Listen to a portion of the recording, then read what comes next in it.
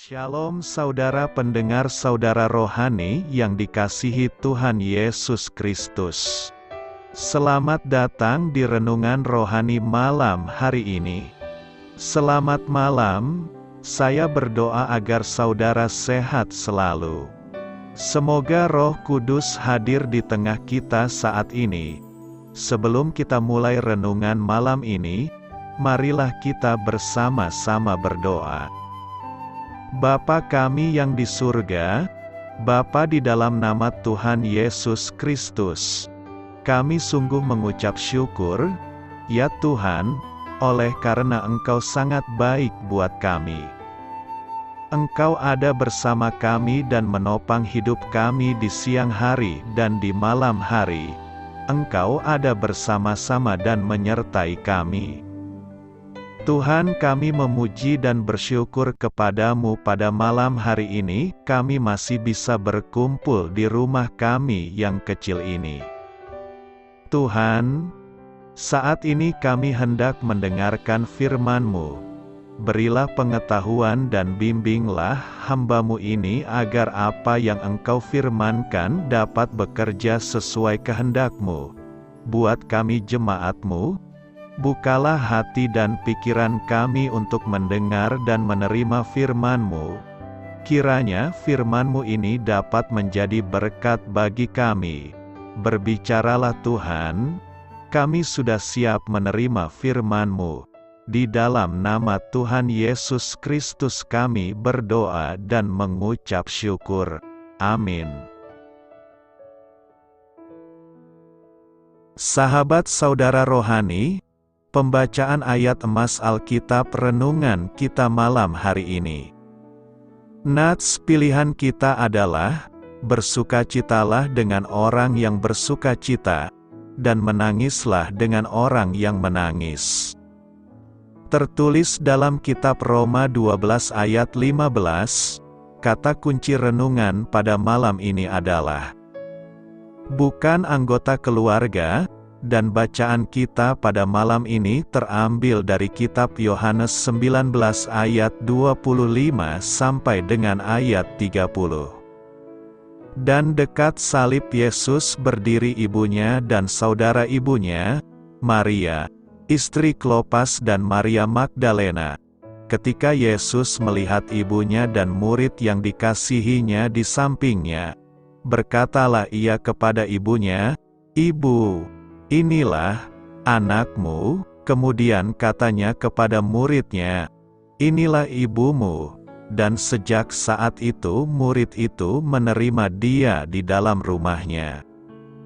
Sesudah itu, karena Yesus tahu bahwa segala sesuatu telah selesai, berkatalah ia supaya genaplah yang ada tertulis dalam kitab suci, "Aku haus." Di situ ada suatu bekas penuh anggur asam.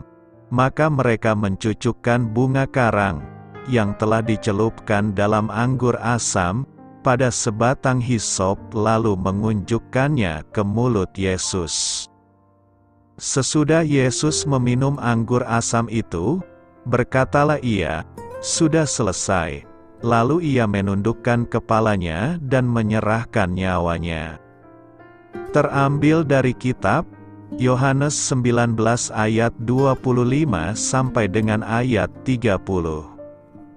Topik dari ayat emas renungan kita adalah, simpati berarti dua hati menanggung satu beban.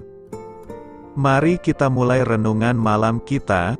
Untuk memulai hal baik, serahkanlah segala sesuatu hanya kepada Tuhan. Mari kita mulai segmen kisah inspiratif. Ketika Yesus memandang ibunya dari atas salib, dia merasa sangat kasihan. Dia tahu penderitaan yang dirasakan ibunya lebih besar dari semua orang lain yang ada di sana. Sebab itu Yesus memberinya perhatian khusus.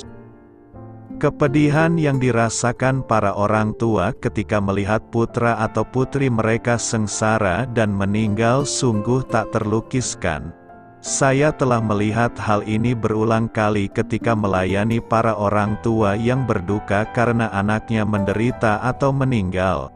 Saya turut merasakan penderitaan mereka, namun tentu tidak sebanding dengan kepedihan yang akan saya alami bila yang menderita atau meninggal itu adalah putra, putri, atau cucu saya sendiri. Hal ini kadang kala mengusik pikiran saya. Walaupun saya ingin menjadi orang yang benar-benar memperhatikan orang lain, dan ingin menangis dengan mereka yang menangis, saya sadar bahwa saya tidak dapat berduka sedalam yang dirasakan anggota keluarga yang sedang berduka. Namun meski saya bukan anggota keluarga tersebut, tidak ada alasan bagi saya untuk tidak memberi perhatian kepada mereka. Allah ingin kita turut menyelami duka cita orang lain. Kita tidak boleh acuh tak acuh terhadap penderitaan mereka. Sebaliknya kita harus ikut menguatkan mereka dengan doa, kata-kata yang menghibur, dan tindakan-tindakan yang penuh kasih. Bersyukurlah kepada Allah yang telah mengaruniakan kepada kita ikatan kekeluargaan dalam Kristus. Tidak aneh bila kita merasa sangat kehilangan tatkala seseorang yang dekat dengan kita meninggal. Namun kita juga harus berusaha untuk turut merasakan penderitaan orang lain yang sedang berduka. Bersukacita dan menangislah bersama. Roma 12 ayat 15 berkata, "Bersukacitalah dengan orang yang bersukacita, dan menangislah dengan orang yang menangis." Perasaan manusia pada umumnya berada di antara dua keadaan, menangis dan tertawa. Menangis menandakan hati yang pedih, pilu, merana atau terharu, sedangkan tertawa menandakan hati yang gembira, sukacita atau hidup terlepas dari tekanan hidup. Dua suasana hati ini tidak akan pernah tanggal dari keberadaan manusia, dan manusia mengecap keadaan itu secara berganti-ganti.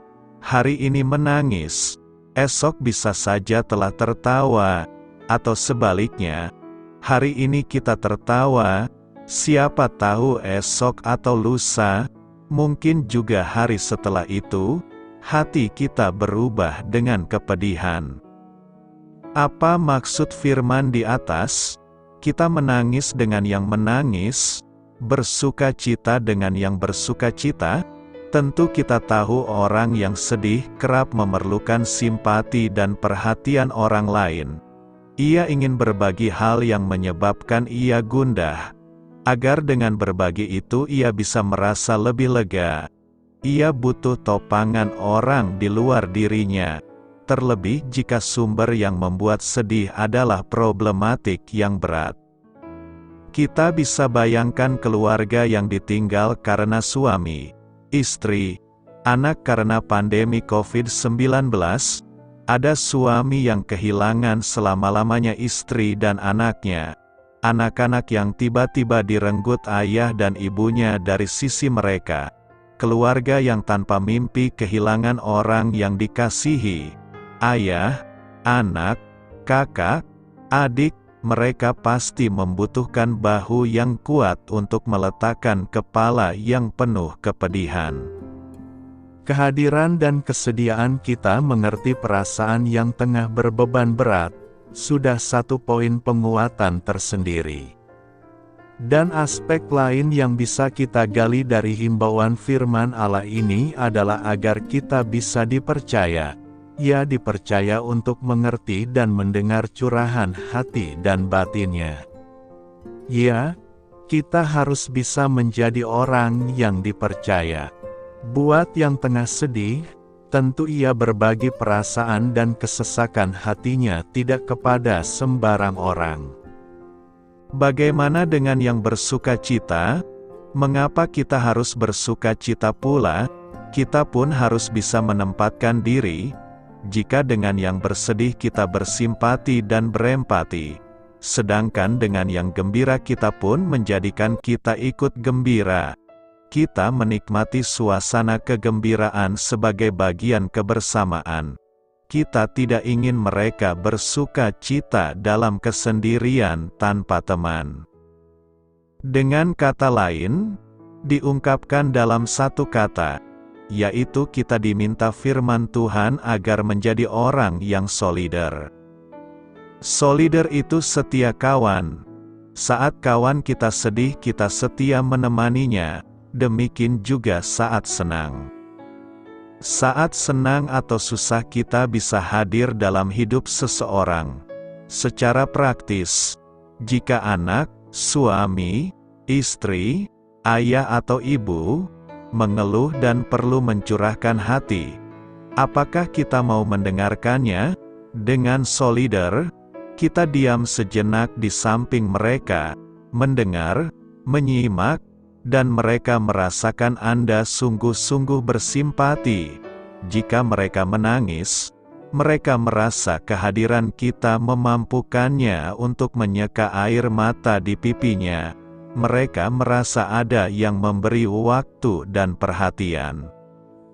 Dalam dunia serba sibuk, orang asyik dengan dirinya, kepentingan pribadi membawa dia berkonsentrasi pada diri sendiri.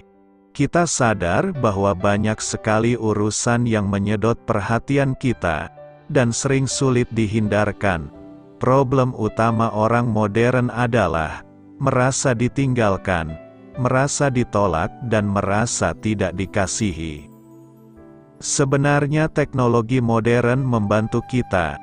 Jika secara fisik langsung kita tidak selalu bisa hadir, telepon, video call atau voice call sewaktu-waktu bisa membantu kita. Yang penting, kita merawat jiwa solidaritas kita.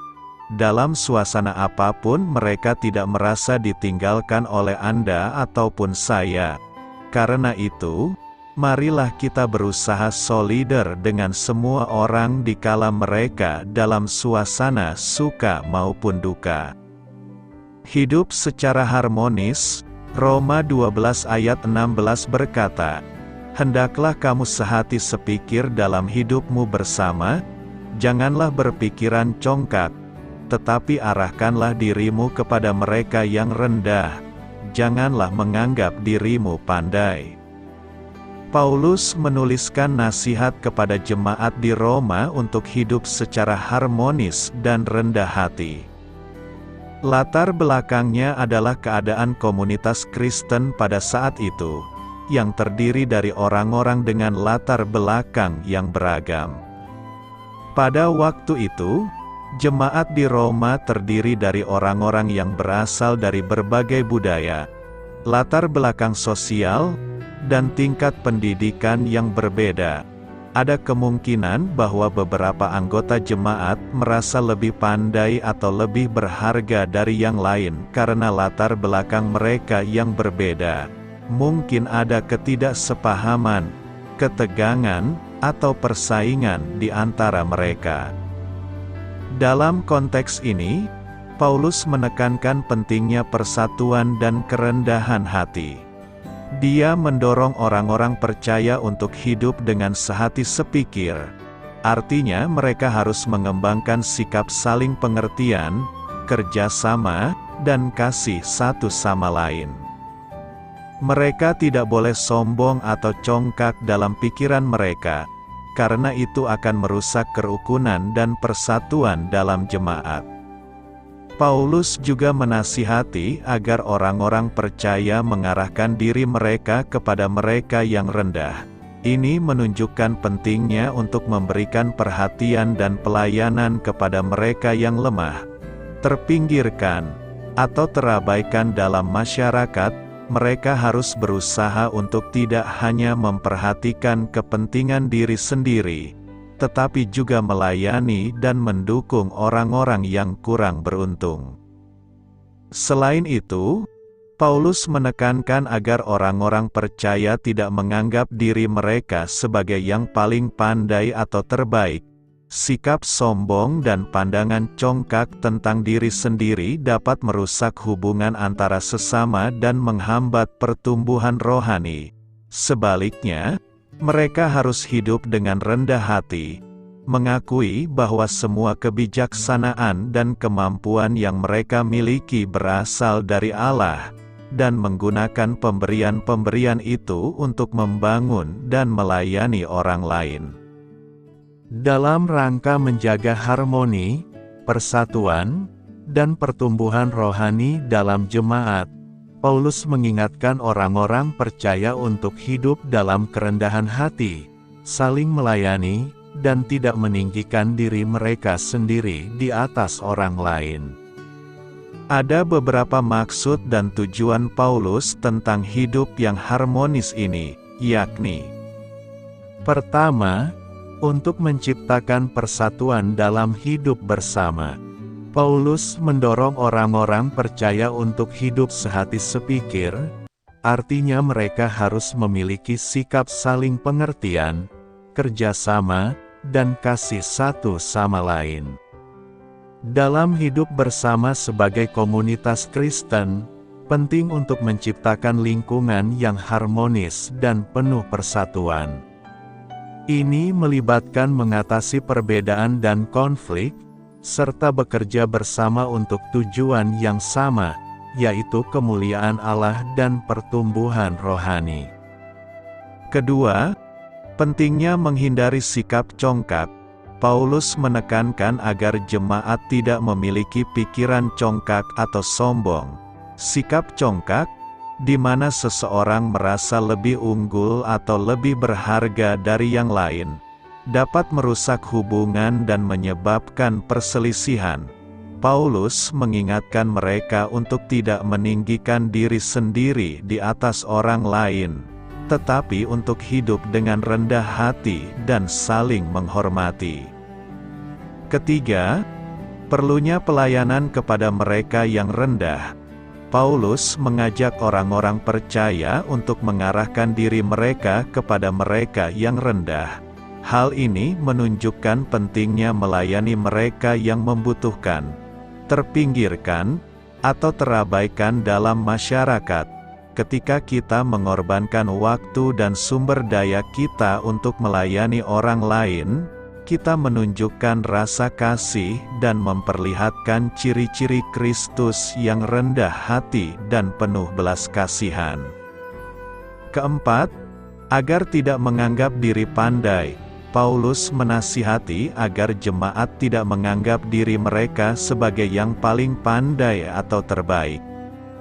Sikap merasa pandai atau angkuh tentang kebijaksanaan dan kemampuan pribadi dapat menjadi penghalang bagi pertumbuhan rohani dan kerjasama yang baik dengan orang lain. Paulus mengingatkan mereka bahwa semua pemberian dan kemampuan yang mereka miliki berasal dari Allah, dan oleh karena itu mereka harus hidup dengan rendah hati dan mengakui ketergantungan mereka padanya. Apa yang perlu kita renungkan dari nas hari ini? Berikut adalah beberapa poin yang perlu direnungkan, yakni: pertama, persatuan dan kesepakatan penting bagi kita untuk hidup sehati sepikir dalam hidup bersama. Ini melibatkan saling pengertian, kerjasama, dan kasih satu sama lain. Kita harus mencari persatuan dalam keragaman dan mengatasi perbedaan yang mungkin ada di antara kita. Hal ini memerlukan komunikasi yang baik, keterbukaan, dan sikap saling mendengarkan agar kita dapat hidup dalam harmoni.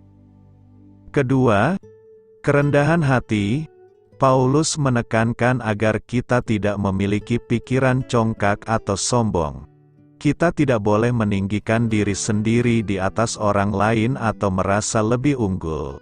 Sebaliknya, kita harus hidup dengan rendah hati, menghargai keberagaman, dan saling menghormati. Rendah hati mengakui bahwa semua pemberian dan kemampuan yang kita miliki berasal dari Allah, bukan hasil dari keunggulan pribadi kita. Ketiga, pelayanan kepada yang rendah. Kita perlu mengarahkan diri kita kepada mereka yang rendah, yaitu mereka yang membutuhkan bantuan, perhatian, atau dukungan. Pelayanan kepada sesama adalah panggilan kita sebagai orang percaya. ketika kita melayani mereka yang terpinggirkan atau terabaikan, kita menggambarkan kasih Kristus dalam tindakan kita. Ini melibatkan pengorbanan diri dan keterlibatan aktif dalam memenuhi kebutuhan orang lain. Keempat, menghindari anggapan pandai. Kita harus waspada terhadap sikap merasa pandai atau angkuh tentang diri sendiri. Kebijaksanaan dan pengetahuan yang kita miliki bukanlah alasan untuk meninggikan diri atau mengecilkan orang lain. Kita harus mengakui bahwa kita semua terus belajar dan berkembang dalam iman dan pengetahuan kita. Menghormati kontribusi dan perspektif orang lain membantu kita tumbuh dalam pemahaman dan menghindari kesombongan. Karena itu, Nas hari ini menjadi pengingat bagi kita untuk hidup dalam persatuan, kerendahan hati, pelayanan, dan menghindari kesombongan. Kita dipanggil untuk mengevaluasi sikap dan tindakan kita, serta menemukan cara untuk lebih baik melayani dan mendukung sesama dengan rendah hati dan kasih. Apa artinya menangis bersama orang yang menangis? Dalam Roma 12 ayat 1-2 Paulus menjelaskan tanggung jawab orang percaya untuk mempersembahkan tubuh mereka kepada Allah sebagai korban yang hidup dan kudus, untuk diubah melalui pembaharuan pikiran, dan untuk menghindari menjadi serupa dengan dunia.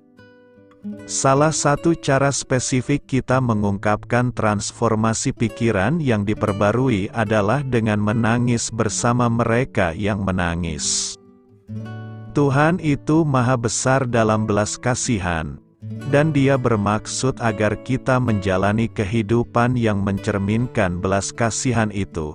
Orang-orang percaya harus hidup dengan rendah hati, tidak menganggap diri mereka lebih tinggi dari yang seharusnya. Sebagian karena kita semua adalah anggota tubuh Kristus. Dalam arti tertentu, kita semua adalah bagian satu sama lain, kita adalah keluarga. Allah telah memberi orang-orang percaya berbagai cara untuk mengungkapkan kasih karunia-Nya kepada orang lain.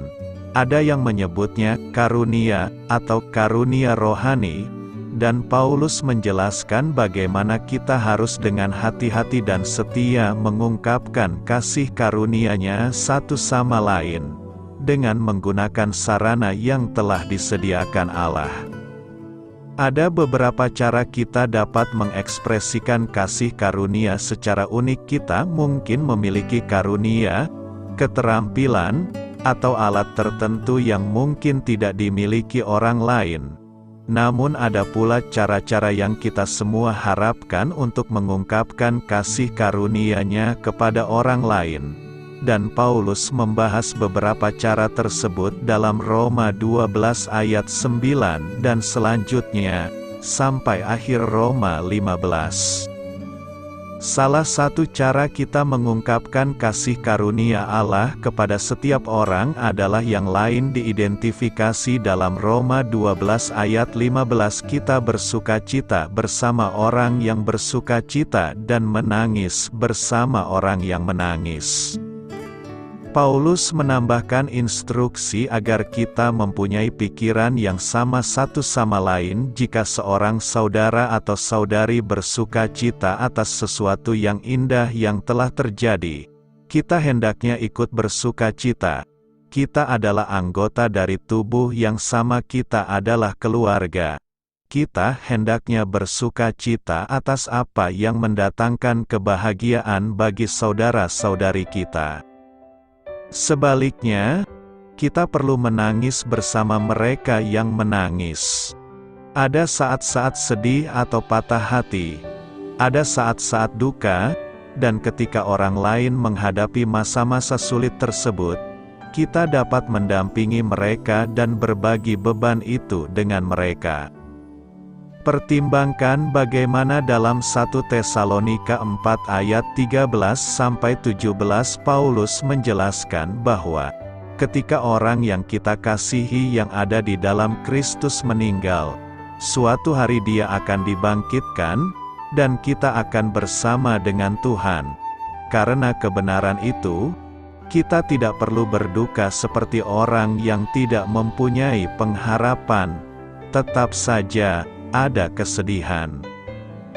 Dan ketika seorang saudara atau saudari mengalami kesedihan, kita tidak boleh menyuruh dia untuk melupakannya, atau bahkan mengingatkan orang yang berduka bahwa dia harus selalu bersukacita.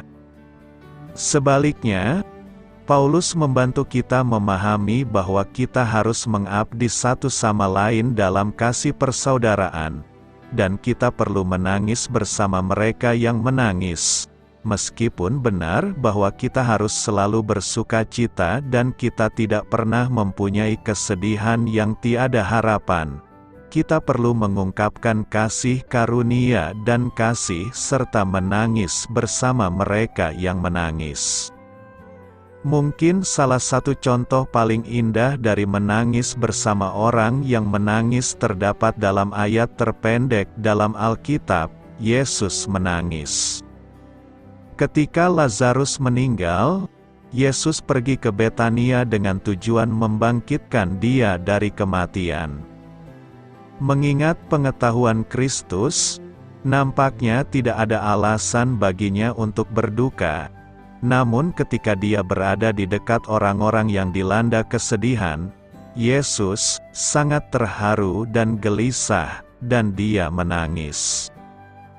Demikian pula, meskipun kita tahu bahwa Tuhan selalu merancang hasil yang positif bagi mereka yang mengasihi Dia, tetaplah tepat bagi kita untuk berbagi beban kesedihan dan saling membantu melalui penderitaan hidup. Menangis bersama orang yang menangis adalah bagian dari kekeluargaan dalam tubuh Kristus.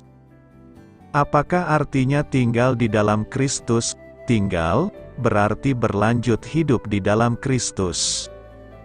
Ketika seseorang diselamatkan, ia digambarkan sebagai di dalam Kristus, berhubungan secara permanen bersamanya dengan aman.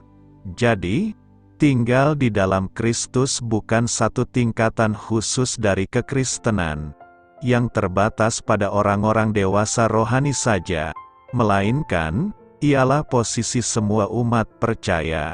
Perbedaan di antara mereka yang tinggal di dalam Kristus dan mereka yang tidak tinggal di dalam Kristus tidak lain dari perbedaan orang selamat dengan orang belum selamat. Konsep tinggal di dalam Kristus ini diajarkan dalam 1 Yohanes 2 ayat 5-6, yang disamakan dengan istilah mengenal Kristus. Pada pasal yang sama, Yohanes menyamakan tetap tinggal di dalam Bapa dan Putra dengan memiliki janji kehidupan kekal. Secara alkitabiah, tinggal di dalam, tetap tinggal, dan mengenal Kristus merujuk kepada hal yang sama, yaitu keselamatan. Ungkapan tinggal di dalam Kristus menggambarkan sebuah hubungan yang dekat, bukan sekedar pengenalan secara luaran saja. Di dalam 1 Yohanes 15 ayat 4-7, Yesus memberitahu para rasulnya bahwa mereka harus menarik sumber kehidupan dari dirinya, dengan menggunakan kiasan pokok dan ranting anggur. Tinggallah di dalam aku dan aku di dalam kamu. Sama seperti ranting tidak dapat berbuah dari dirinya sendiri, kalau ia tidak tinggal pada pokok anggur, demikian juga kamu tidak berbuah, jikalau kamu tidak tinggal di dalam aku. Akulah pokok anggur dan kamulah ranting-rantingnya. Barang siapa tinggal di dalam aku dan aku di dalam dia, ia berbuah banyak, sebab di luar aku kamu tidak dapat berbuat apa-apa. Barang siapa tidak tinggal di dalam aku, ia dibuang keluar seperti ranting dan menjadi kering. Kemudian dikumpulkan orang dan dicampakkan ke dalam api lalu dibakar. Jikalau kamu tinggal di dalam Aku dan firman-Ku tinggal di dalam kamu, mintalah apa saja yang kamu kehendaki, dan kamu akan menerimanya. Tanpa keterhubungan hayati dengan Kristus yang diperoleh melalui keselamatan, tidak akan ada kehidupan dan produktivitas. Di tempat lain, Alkitab menggambarkan hubungan kita dengan Kristus seperti tubuh yang terhubung dengan kepala, sebuah hubungan esensial. Ada beberapa orang yang mengartikan himbauan Yohanes 15 ayat 6.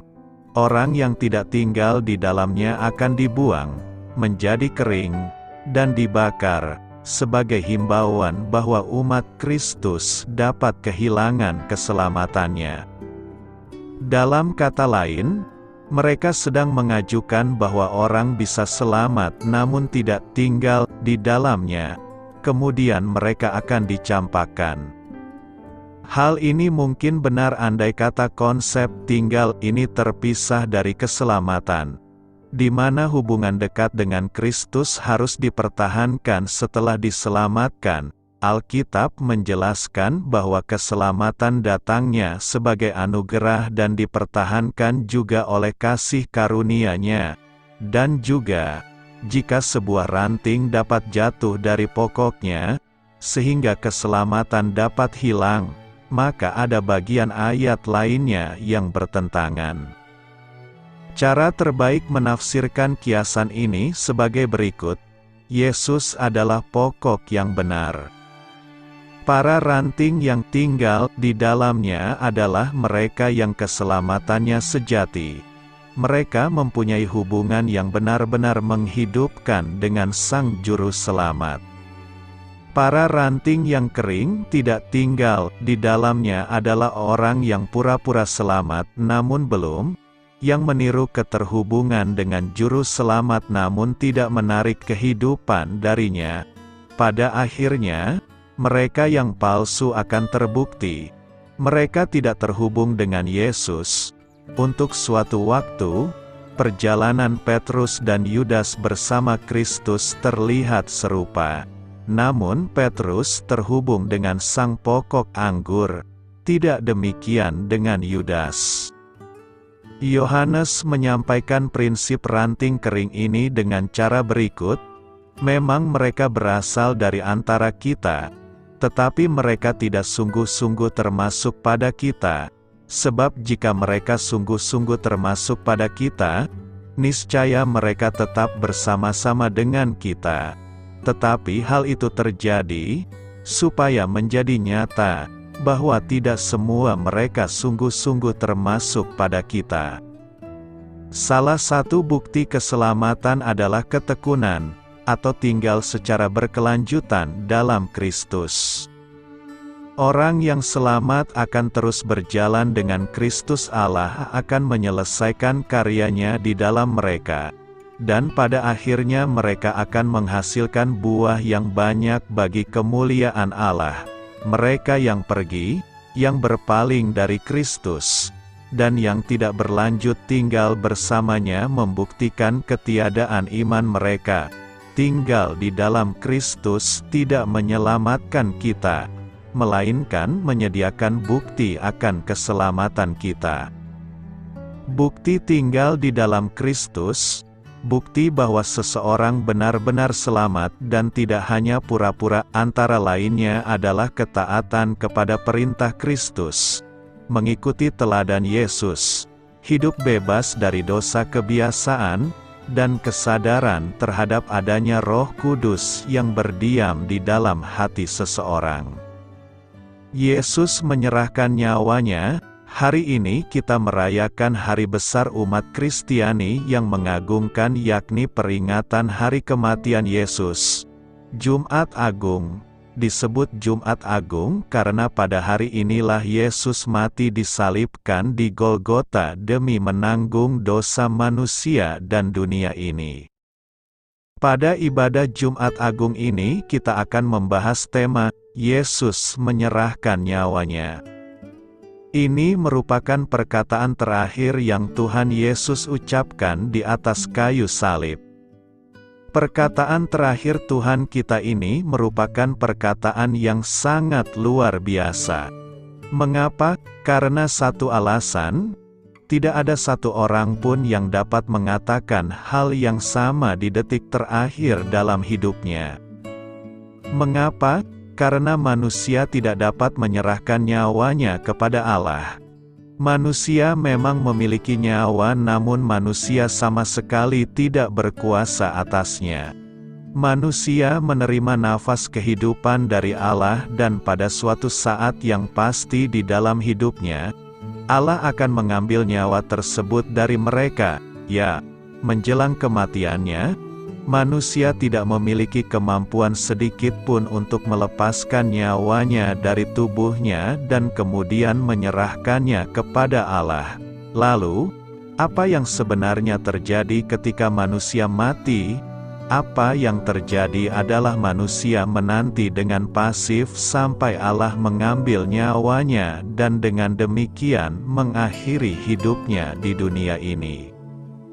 Tidak demikian dengan Sang Juru Selamat dunia. Di momen terakhir sebelum ia mati di Bukit Golgota, ia mengumpulkan seluruh kekuatan yang masih tersisa pada tubuh manusiawinya yang hancur. Kemudian dengan suara nyaring ia berseru kepada Bapa, "Ya Bapa, ke dalam tangan-Mu kuserahkan nyawaku," dan setelah itu ia mati. Apa yang perlu kita sadari dari peristiwa ini?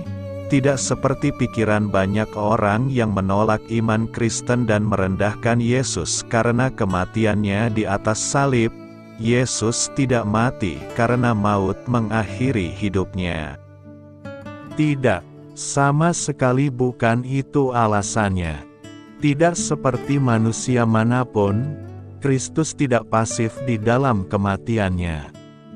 Ia tidak menanti maut menjemputnya. Ia tidak menunggu dengan tak berdaya hingga kematian mengakhiri nafasnya. Ia bahkan tidak menanti Allah Bapa mengambil nyawanya. Lalu, apa yang menyebabkan kematian Yesus? Yesus mati hanya karena satu alasan. Ia memiliki kuasa penuh atas nyawanya dan dengan sukarela ia menyerahkan nyawanya kepada Allah Bapa.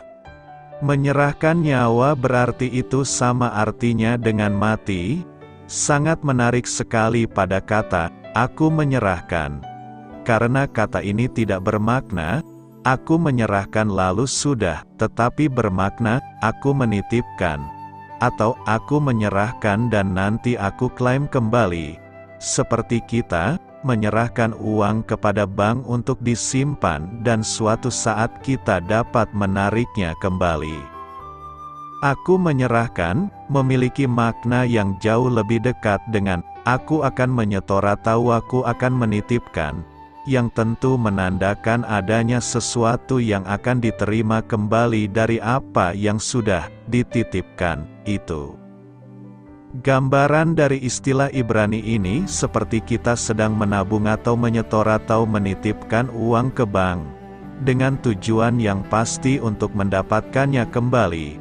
Sedangkan terjemahan bahasa Inggris, e-commit, juga dapat digunakan untuk menggambarkan memberikan sesuatu dengan tujuan mengklaimnya kembali di masa yang akan datang. Inilah maksud, aku akan menyerahkan atau menyetorkan atau menitipkan, yang dilakukan dengan maksud yang pasti akan menerimanya kembali. Maka, dapat dipahami mengapa Yesus Kristus mengutip Mazmur 31 ayat 6 secara khusus pada perkataannya yang terakhir di kayu salib.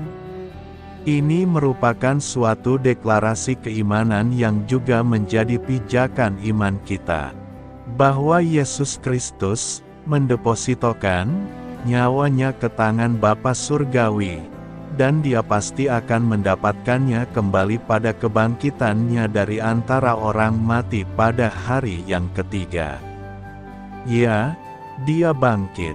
Apa yang hendak kita pelajari kematian Yesus yang kita rayakan hari ini? Pertama, kematian Yesus merupakan tindakan aktif, kata-kata Yesus berbeda dengan kata-kata Saint Vanus. Tuhan Yesus, terimalah rohku. Keunikan dari tindakan Tuhan kita bisa terlihat dengan membandingkan kata-katanya di kayu salib dengan kata-kata dari Saint Vanus yang sedang sekarat. Pada waktu martir Kristen pertama itu sampai di tepi sungai, ia berseru, "Tuhan Yesus, terimalah rohku," tetapi kontras dengan ini Kristus berkata, "Bapa, ke dalam tanganmu kuserahkan rohku."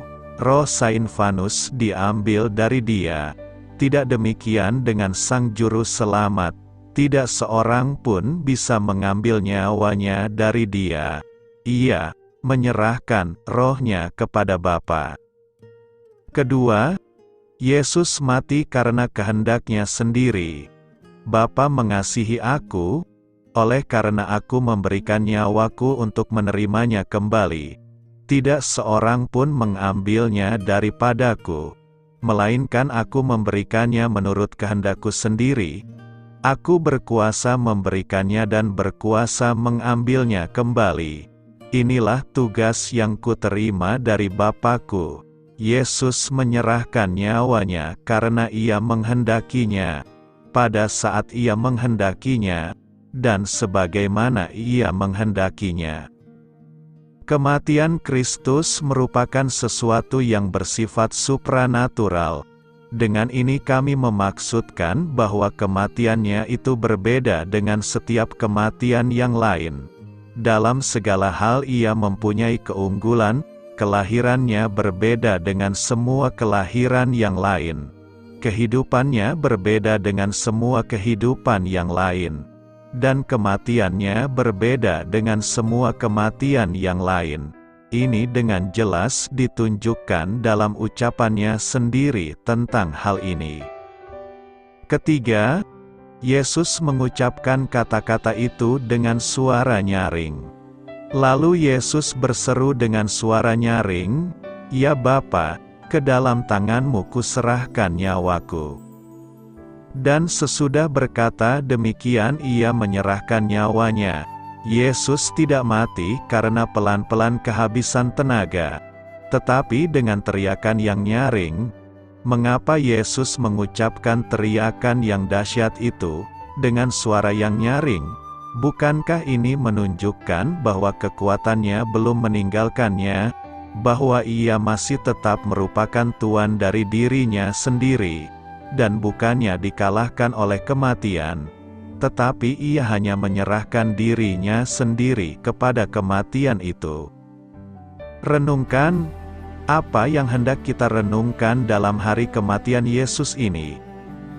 Pertama, kematian Yesus telah menghilangkan pembatas antara Allah dan manusia. Kematian Yesus telah menjadi pembebas bagi manusia. Kematian Yesus telah menjadi jalan pembebasan manusia dari kutuk dosa. Kematian Yesus telah menjadi jalan dan jembatan bagi manusia untuk datang kepada Allah. Kematian Yesus bukanlah kematian yang sia-sia, tapi dengan kematian Yesus, dimulailah babakan baru dalam sejarah penyelamatan manusia yang ditandai dengan bangkitnya Dia pada hari yang ketiga. Kematian Yesus bukanlah kematian yang biasa, tapi menjadi kematian yang luar biasa untuk menuju penyempurnaan penebusan dosa manusia, ketika Dia menjadi manusia pertama yang bangkit dari mati. Dengan demikian, kita dapat melihat bahwa kematian Yesus telah membawa berkat yang luar biasa kepada manusia. Kematiannya bukanlah membawa luka, tapi justru mendatangkan kelegaan. Kematian Yesus menjadi awal bagi kehidupan baru dan bukanlah akhir bagi semuanya. Karena dengan kematiannya Yesus menuju kemenangannya mengalahkan maut sebagai penggenapan dari tugas dan tanggung jawabnya. Kematiannya memiliki tujuan yang berarti dan telah meninggalkan teladan bagi setiap kita yang percaya kepadanya. Kedua, Kita perlu mengaku Yesus yang disalibkan dan mati untuk yang memuliakan Allah. Pengakuan kepala pasukan bahwa Yesus sesungguhnya orang benar, haruslah juga menjadi pengakuan segenap umat yang menghayati imannya dalam perayaan Jumat Agung. Dan pengakuan itu diikuti dengan sikap hidup yang berkenaan, hidup yang benar dan hidup yang memuliakan Allah. Ketiga, peristiwa kematian Yesus merupakan tindakan penyelamatan dan penebusan umat beriman dari dosa. Karena itu marilah meresponi tindakan pengorbanan Yesus yang mati disalib dengan segala penyesalan yang dalam akan segala dosa dan pelanggaran kita. Sebagaimana disaksikan Lukas 23 ayat 48 bahwa orang banyak yang menyaksikan kematian Yesus itu pulang sambil memukul diri mereka sebagai tanda penyesalan. Sudahkah kita menyesali seluruh dosa dan pelanggaran kita? Karena itu, marilah kita menyesali dosa kita dan bertobat agar kita tidak menyalibkan Yesus kali kedua. Memandang dan percaya kepada Yesus yang disalibkan. Hari ini kita merayakan hari besar umat Kristiani yang mengagungkan, yakni peringatan hari kematian Yesus, Jumat Agung. Disebut Jumat Agung karena pada hari inilah Yesus mati disalibkan di Golgota demi menanggung dosa manusia dan dunia ini. Pada ibadah Jumat Agung ini kita akan membahas tema, memandang dan percaya kepada Yesus yang disalibkan. Peristiwa penyaliban Yesus itu bukanlah sebuah peristiwa yang biasa melainkan peristiwa yang luar biasa. Yesus rela mati akibat dari dosa manusia. Sejatinya manusia berdosalah yang harus mati di kayu salib, tetapi Yesus mau dan rela dijadikan menjadi manusia berdosa untuk menggantikan kita tersalib di Golgota agar kita beroleh kehidupan yang kekal. Ketika kita memandang kematian Yesus, maka kita akan menemukan suatu keanehan, yaitu bahwa Yesus tidak mau menghindari kematian, bahkan tidak mau penderitaannya dikurangi. Dari mana kita bisa melihat hal ini? Pertama, Yesus menolak minuman. Dalam Matius 27 ayat 34 dikatakan bahwa Yesus diberi minum anggur bercampur empedu. Dan dalam Markus 15 ayat 23 dikatakan bahwa Yesus diberi anggur bercampur mur.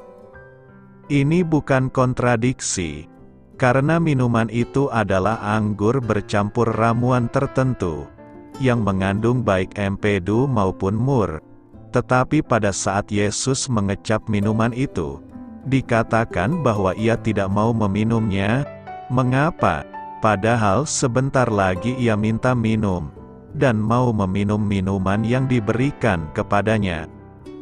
Yesus tidak mau meminum anggur bercampur empedu atau mur itu, karena minuman itu adalah minuman yang mengandung ramuan yang bisa membius atau mengurangi rasa sakit, dan diberikan kepada orang yang disalib sebagai suatu tindakan belas kasihan kepada mereka.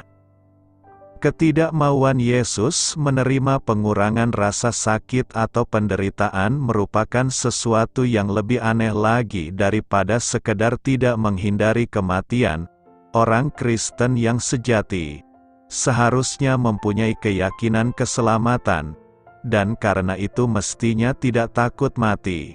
Tetapi siapa yang tidak takut pada penderitaan atau rasa sakit yang hebat? Siapa yang pada waktu mengalami rasa sakit yang hebat tidak menginginkan rasa sakitnya dikurangi?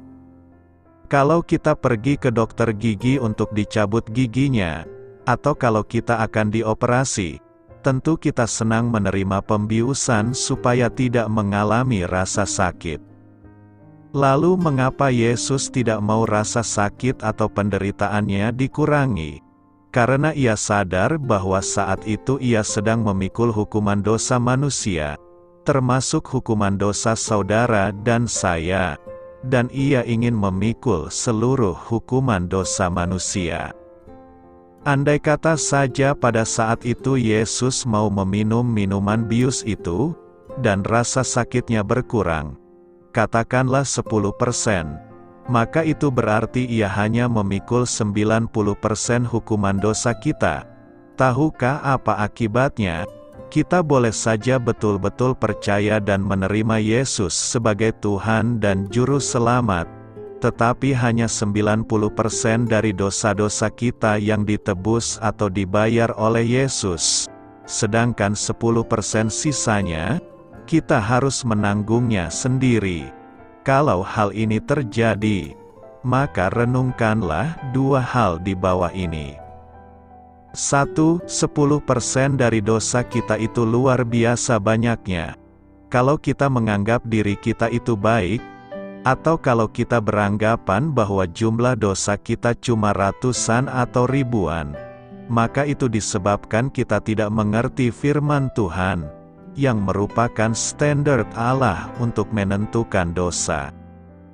Kalau saja kita mengerti firman Tuhan, dan membandingkannya dengan hidup kita, maka saya yakin saudara akan menemui berjuta-juta dosa. Kalau kita menyoroti hukum Tuhan yang berbunyi, "Jangan berdusta," saja, maka berapa dosa yang kita temukan dalam hidup kita? Mulai saat kita masih kecil sampai sekarang, berapa kali kita berdusta kepada orang tua, kakek atau nenek, guru di sekolah, teman, kakak atau adik, teman kerja atau rekan bisnis, langganan, pejabat pemerintahan, pegawai, bahkan kepada pengemis, dengan berkata, "Tidak punya uang," padahal kita punya. Hanya dari satu hukum itu saja, sudah sukar menghitung jumlah dosa kita. Bagaimana kalau ditambahkan dengan hukum-hukum yang lain, seperti jangan berzina, jangan mencuri, jangan iri hati, hormatilah orang tuamu, hukum hari Sabat, hukum antara suami istri. Bagaimana kalau ditambahkan lagi hukum-hukum yang dianggap tidak masuk akal, seperti, kasihilah Tuhan Allahmu dengan segenap hati, pikiran, akal budi. Kasihilah sesamamu manusia seperti dirimu sendiri. Kasihilah musuhmu, doakan orang yang menganiaya kamu. Jangan membalas kejahatan dengan kejahatan, tetapi kalahkanlah kejahatan dengan kebaikan. Karena itu 10% dari dosa kita pastilah luar biasa banyaknya. Kalau dosa kita jumlahnya 1 juta, maka 10% dari dosa kita berarti 100.000 dosa. 2. Satu dosa sudah cukup untuk memasukkan diri saudara ke dalam neraka sampai selama-lamanya. Ada agama lain yang mengatakan bahwa nanti pada akhir zaman perbuatan baik dan dosa setiap orang akan ditimbang. Kalau lebih berat dosanya maka orangnya dimasukkan neraka, dan kalau lebih berat perbuatan baiknya maka orangnya akan dimasukkan surga. Ditinjau dari sudut agama lain itu, maka mungkin masih ada kemungkinan kita akan masuk surga kalau kita memikul sendiri 10% dosa kita. Tetapi kitab suci atau firman Tuhan tidak mengajar demikian. Roma 6 ayat 23 mengatakan bahwa upah dosa ialah maut. Jadi, tidak dikatakan kalau dosanya banyak atau besar atau lebih banyak dari perbuatan baiknya, barulah upahnya maut. Hanya dikatakan bahwa upah dosa ialah maut, dan itu berarti bahwa satu dosa saja sudah cukup untuk membawa saudara ke dalam neraka sampai selama-lamanya. Mengapa demikian? Karena kitab suci atau firman Tuhan mengajar bahwa perbuatan baik tidak bisa menutup dosa. Memang, Kalau kita ditangkap polisi karena melanggar peraturan lalu lintas dan akan menghadapi persidangan, bisakah kita lalu berbuat baik dengan harapan perbuatan baik kita itu menyebabkan kita tidak didenda dalam pengadilan? Jelas tidak mungkin. Jadi, hukum dunia pun mengatakan bahwa perbuatan baik tidak bisa menutup dosa, dan demikian juga ajaran dari kitab suci atau firman Tuhan. Karena itulah maka satu dosa saja sudah cukup untuk membuat saudara masuk neraka sampai selama-lamanya. Sekarang, bagaimana kalau kita gabungkan dua hal di atas ini? 10% dari dosa saudara bukan main banyaknya, sedikitnya ada 100.000 dosa. Padahal satu dosa saja sudah cukup membuang kita ke dalam neraka sampai selama-lamanya. Bagaimana kalau kita harus menanggung 100.000 dosa atau bahkan lebih dari itu? Karena itu, andai kata Yesus mau meminum minuman yang mengandung ramuan bius itu, pasti seluruh umat manusia, mulai dari Adam sampai kiamat, termasuk saudara dan saya, akan masuk neraka sampai selama-lamanya. Tetapi Yesus menolak minuman yang mengandung ramuan bius itu. Ia tidak mau memikul hanya sebagian atau 90% hukuman dosa kita. Ia mau memikul seluruhnya atau 100% hukuman dosa kita. Ada dua hal lain yang menunjukkan bahwa seluruh hukuman dosa kita memang sudah dibereskan oleh Yesus di kayu salib, yaitu a. Kata-kata "sudah selesai" menunjukkan bahwa penderitaan aktifnya untuk memikul seluruh dosa kita sudah selesai. B. Yesus bisa bangkit dari kematian, karena upah dosa ialah maut. Kalau saja ada satu dosa yang belum beres, maka ia tidak akan bisa bangkit. Bahwa ia bisa bangkit pada hari yang ketiga, menunjukkan bahwa memang seluruh dosa kita sudah dibereskan. Karena itu, kalau saudara mau percaya dan menerima Yesus sebagai juru selamat saudara, semua dosa saudara tanpa kecuali akan dihapuskan atau diampuni. Ini mencakup dosa asal, dosa yang lalu, dosa sekarang, dosa yang akan datang.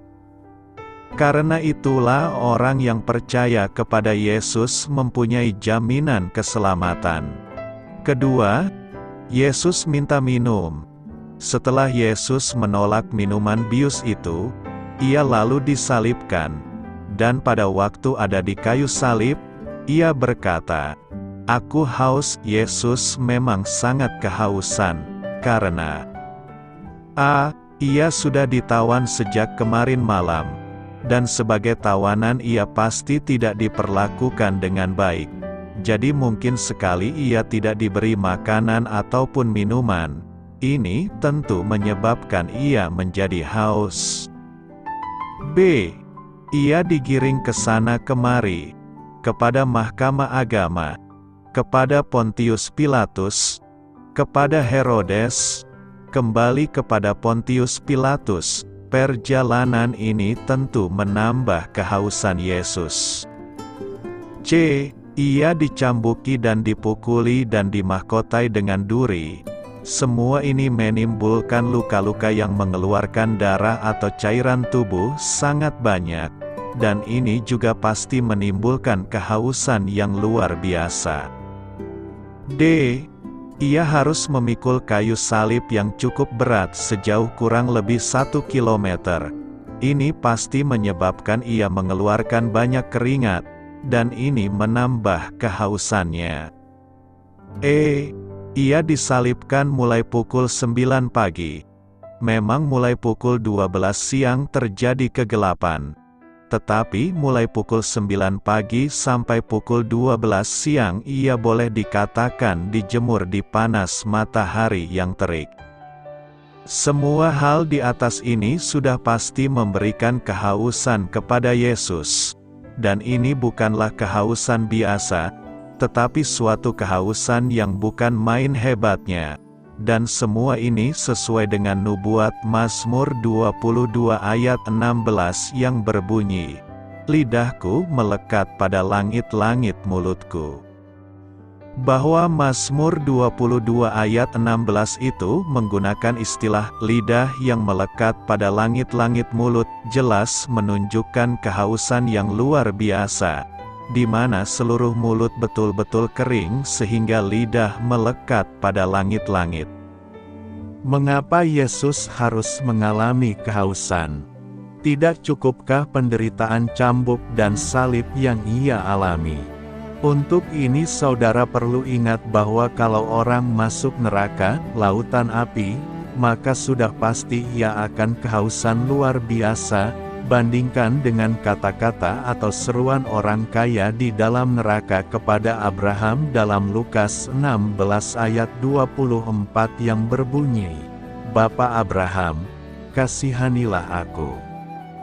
Suruhlah Lazarus mencelupkan ujung jarinya ke dalam air dan menyejukkan lidahku, karena aku sangat kesakitan dalam nyala api ini." Karena Yesus saat ini sedang memikul seluruh hukuman dosa manusia, maka jelas bahwa ia harus memikul juga kehausan yang luar biasa yang seharusnya kita alami di neraka. Persoalan atau pertanyaan yang lain ialah, mengapa ia lalu meminta minum dengan berkata, "Aku haus"? Apakah hal ini tidak mengurangi penderitaannya sehingga ia tidak memikul 100% hukuman dosa kita? Ada 3 hal yang perlu diberikan sebagai jawaban. 1. Yesus meminta minum dengan tujuan supaya firman Tuhan digenapi. Perhatikan Yohanes 19 ayat 28 yang berbunyi, "Berkatalah ia supaya genaplah yang ada tertulis dalam kitab suci, aku haus." Kitab suci yang mana? Jawabnya adalah Mazmur 69 ayat 22b yang berbunyi, "Pada waktu aku haus, mereka memberi aku minum anggur asam." Ingat bahwa ini juga merupakan suatu nubuat yang berhubungan dengan Mesias atau Yesus. Jadi, Yesus meminta minum dengan tujuan supaya nubuat firman Tuhan tentang dirinya bisa digenapi. Kalau firman Tuhan itu digenapi, maka Allah dipermuliakan. Sebaliknya kalau firman Tuhan tidak terjadi, maka tentu saja Allah dipermalukan. Orang bisa percaya bahwa ia memang adalah Mesias. Sebaliknya kalau nubuat tentang Mesias itu ternyata tidak tergenapi dalam diri Yesus, bagaimana mungkin orang akan percaya bahwa Yesus adalah Mesias? Jadi, di tengah-tengah penderitaannya yang luar biasa, sedang terpancang di kayu salib, Yesus tetap mengingat, memikirkan, menginginkan, dan mengusahakan 2 hal, yaitu bagaimana Allah bisa dipermuliakan, bagaimana orang-orang bisa percaya kepada Dia dan diselamatkan. 2. Kristus minta minum supaya ia bisa meneriakkan kata-kata, "Sudah selesai," yang mempunyai arti sangat penting bagi kita, supaya kita tahu tentang kesempurnaan penebusan Kristus bagi dosa kita. Tanpa minuman itu, mulut, lidah, dan tenggorokan Yesus yang sangat kering karena kehausan yang luar biasa itu, tidak akan bisa mengucapkan kata-kata itu. 3. Ia minta minum setelah ia tahu bahwa semua sudah selesai. Perhatikan sekali lagi ayat 28 yang berbunyi, "Sesudah itu, karena Yesus tahu bahwa segala sesuatu telah selesai, berkatalah ia supaya genaplah yang ada tertulis dalam kitab suci, aku haus." Jadi, setelah penebusan yang ia lakukan sudah cukup untuk menebus dosa kita, barulah ia berkata, "Aku haus." Harus diperhatikan, bahwa Kristus tidak meminta minum apapun sampai semua telah selesai atau tercapai. Tidak ada kata-kata yang dapat menyatakan secara penuh kesedihan yang ditahannya, tetapi ia tidak ingin dibebaskan darinya, sampai keadilan Allah telah dipuaskan, dan sampai ia telah membuat penebusan yang sempurna. Tetapi bagaimana mungkin penebusan dosa sudah selesai, padahal ia belum mengalami kematian? Calvin berkata bahwa Kristus mengucapkan kata-kata "sudah selesai" itu dengan memperhitungkan kematiannya yang akan terjadi. Atau ada juga yang mengatakan bahwa yang dimaksud dengan "sudah selesai" adalah penderitaan aktifnya dalam memikul hukuman dosa. Apa yang hendak kita renungkan dari peristiwa Jumat Agung ini? Pertama, kita harus percaya dan menerima Yesus sebagai Juru Selamat dan sebagai Tuhan. Yesus sudah memikul seluruh hukuman dosa kita, dan Yesus sudah memikul kehausan yang luar biasa yang seharusnya kita alami di neraka. Karena itu, kalau kita mau percaya dan menerima Yesus sebagai Juru Selamat dan Tuhan, kita tidak mungkin bisa dihukum lagi oleh Allah. Ini sesuai dengan Roma 8 ayat 1 yang berbunyi, "Demikianlah sekarang tidak ada lagi penghukuman bagi mereka yang ada di dalam Kristus." Tetapi sebaliknya, kalau kita tidak mau sungguh-sungguh percaya dan menerima Yesus sebagai Juru Selamat dan Tuhan, tidak jadi soal apakah kita itu orang Kristen KTP atau kafir, pergi ke gereja atau tidak, sudah dibaptis atau belum, berusaha mentaati firman Tuhan atau mengabaikannya, kita tetap akan menanggung hukuman dosa kita sendiri dengan masuk neraka sampai selama-lamanya, dan mengalami kehausan yang luar biasa yang memang layak kita dapatkan. Kedua, tirulah teladan Yesus, yang dalam keadaan sangat menderita sekalipun, tetap mengingat, memikirkan, menginginkan, dan mengusahakan dua hal yaitu: A. Bagaimana supaya Allah bisa dipermuliakan? Ini seharusnya menjadi tujuan hidup dari setiap orang Kristen. Kalau kita pergi berbakti di gereja, atau kalau kita melayani Tuhan, atau memberikan persembahan, apakah kita melakukannya hanya sebagai suatu kebiasaan, atau karena ingin memuliakan Allah? Kalau kita membuang dosa atau mentaati Tuhan, apakah kita melakukannya hanya karena takut dihukum atau karena kita melakukannya untuk kemuliaan Tuhan? B. Bagaimana orang banyak bisa percaya kepada Yesus dan diselamatkan? Ada beberapa hal yang harus dilakukan oleh setiap orang percaya supaya orang yang belum percaya bisa percaya. Berdoa dengan tekun untuk pertobatan mereka. Memberitakan Injil kepada mereka. Berusaha memberikan kesaksian hidup yang baik, supaya jangan justru menjadi batu sandungan bagi mereka. Mengajak mereka ke gereja yang benar dan Injili. Ketiga, memberikan yang terbaik kepada Tuhan. Jangan meniru tentara Romawi yang memberi anggur asam kepada Yesus. Sebaliknya, berikanlah yang terbaik kepada Tuhan. Ini berlaku untuk bermacam-macam hal seperti: A. Memberikan uang kepada Tuhan. Banyak orang Kristen yang kalau mau memberi persembahan selalu bingung mencari uang kecil. Apakah pengorbanan Kristus pantas kita balas dengan uang kecil?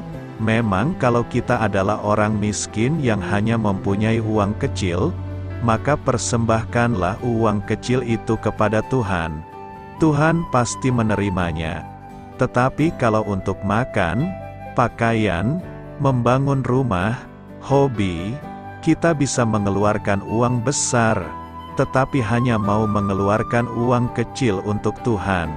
Itu betul-betul keterlaluan. B. Memberikan waktu, tenaga, pikiran untuk Tuhan. Ada orang Kristen yang pada pagi, siang, sore tidak berdoa atau membaca firman Tuhan, dan baru melakukannya pada malam hari setelah tenaga dan pikirannya sudah mencapai titik terendah.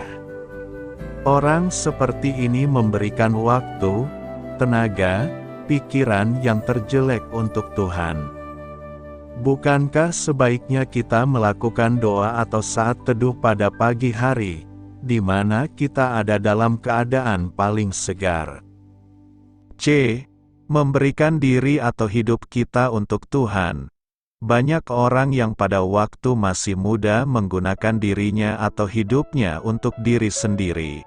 Baru pada saat sudah tua dan hampir mati, menyerahkan dirinya untuk Tuhan. D. Memberikan anak kepada Tuhan.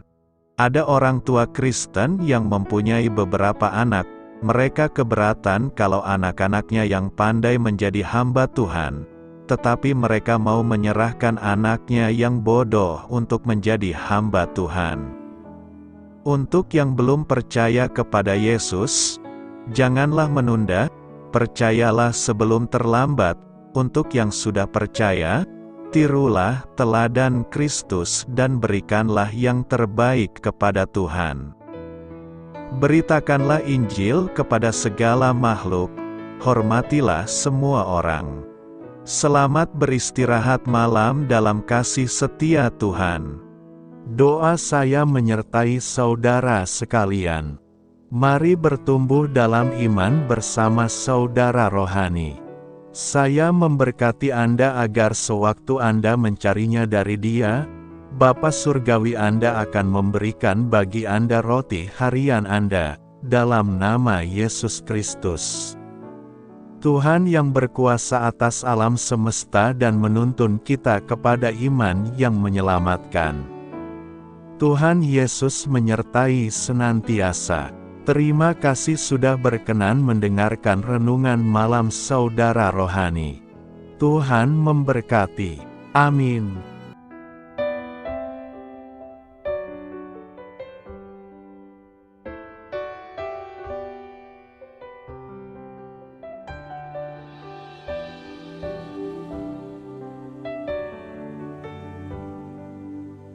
Marilah kita renungkan, sahabat saudara rohani, demikianlah renungan firman Tuhan malam hari ini.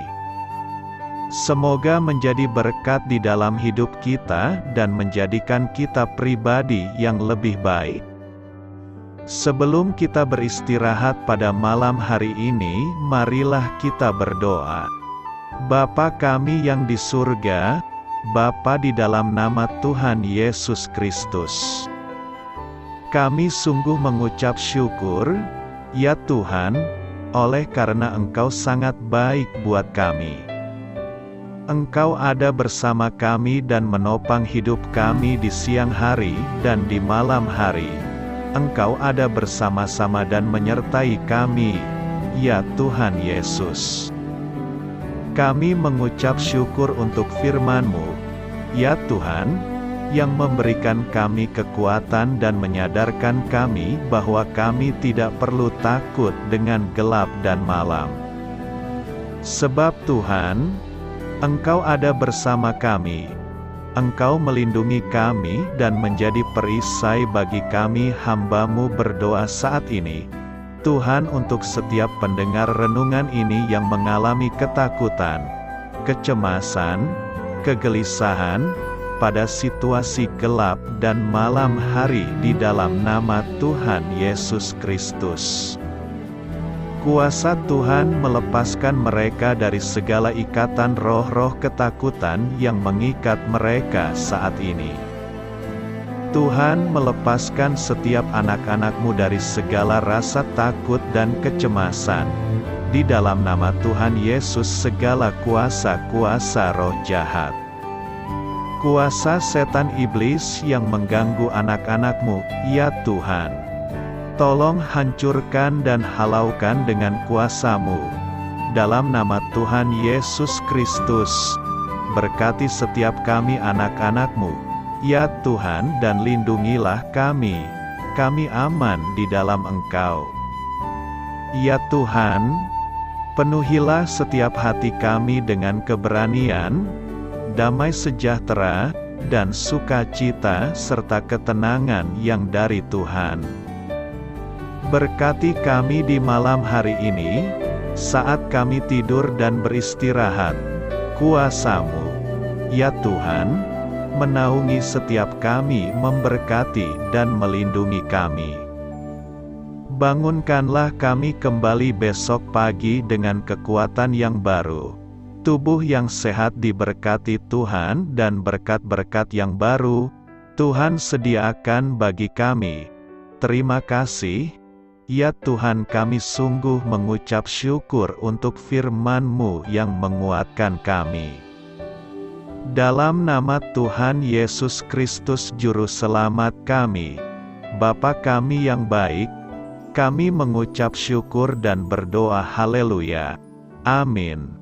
Biarlah firman Tuhan menjadi pengingat untuk kita semua, bahwa tuntunan dari Roh Kudus akan selalu memberi jalan keluar bagi setiap permasalahan hidup kita, dan memberi kedamaian di hati kita. Amin. Sampai jumpa di renungan malam saudara rohani berikutnya.